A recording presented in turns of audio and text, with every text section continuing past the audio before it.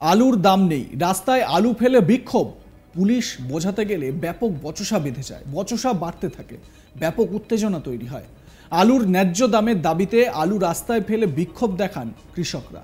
পথ অবরোধ তুলতে গেলে আন্দোলনকারীদের সঙ্গে বচসায় জড়ায় পুন্ডিবাড়ি থানার পুলিশ। আলু চাষি সংগঠনের পক্ষ থেকে কোচবিহারের খাগড়াবাড়ি মোড়ে ঘণ্টা তিনেক ধরে পথ অবরোধ চলে।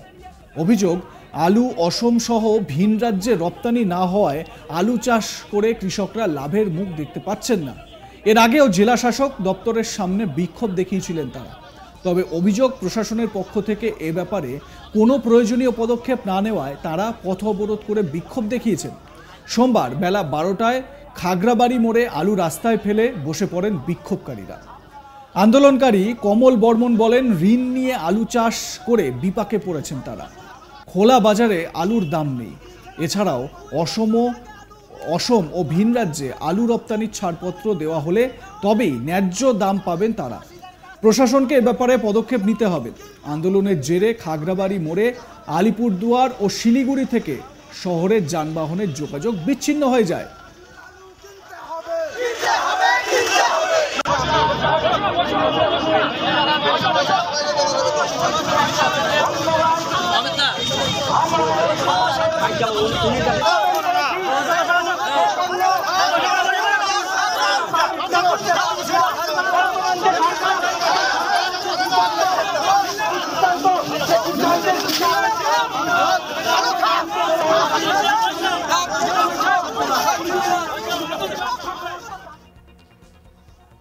এবং যানজট সৃষ্টি হয়। সেই সময় পরিস্থিতি বেগতিক হয়ে যায়। আন্দোলনকারীদের পথ অবরোধ তুলতে গেলে, পুলিশ বোঝাতে গেলে ব্যাপক বচসা শুরু হয়।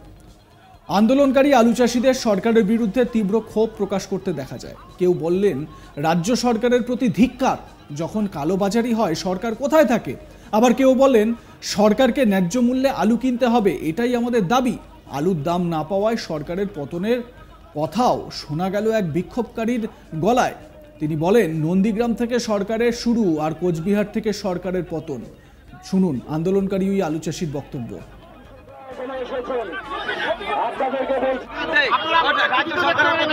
চরম ধিক্কার, রাজ্য সরকার মুখ্যমন্ত্রী মমতা ব্যানার্জির উপর চরম ধিক্কার জানাই আমি। যখন কালোবাজারি হয় তখন সরকার কোথায় থাকেন? আমাদের 270 টাকা 500 3000 টাকা যে যেমন করে সেরকম দাম নিচ্ছে।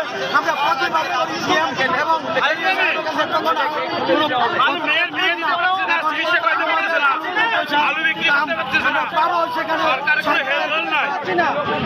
আমাদেরকে বাধা হয়ে দাঁড়াচ্ছে।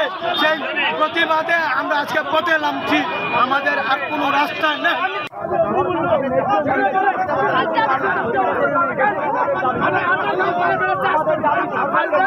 সারা রাজ্যের আলু কিনতে হবে।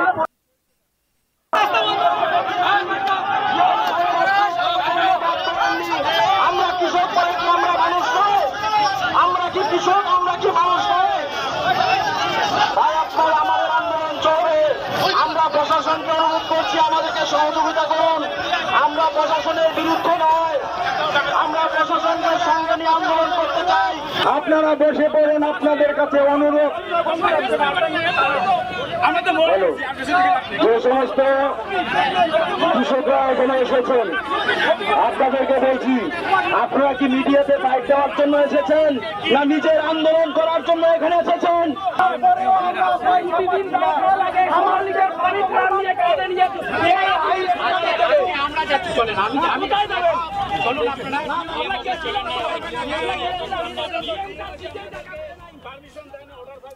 আলু চাষিদের যেটা দাবি, তারা ঋণ নিয়ে আলু চাষ করেছেন।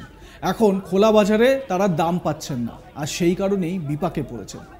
তাদের দাবি যে আসাম এবং ভিন রাজ্যে মানে অন্যান্য রাজ্যে আলু রপ্তানির ছাড়পত্র দেওয়া হলে তবেই নাকি ন্যায্য দাম পাবেন তারা। প্রশাসনকে এ ব্যাপারে পদক্ষেপ নিতে হবে। আন্দোলনের জেরে খাগড়াবাড়ি মোড়ে আলিপুরদুয়ার ও শিলিগুড়ি থেকে শহরের যানবাহনের যোগাযোগ পুরোপুরি বিচ্ছিন্ন হয়ে যায়।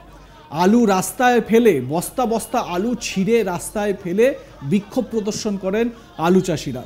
আচ্ছা, আপনারা যখন বাজারে যান তখন আলুর দাম কেমন দেখেন? আলু যদি জ্যোতি আলু হয় তার দাম 35 টাকা, আর যদি চন্দ্রমুখী হয় তার দাম 40 টাকা। এবার আপনারাই ভাবুন কি বলবেন। দেখতে থাকুন আজ তাক বাংলা।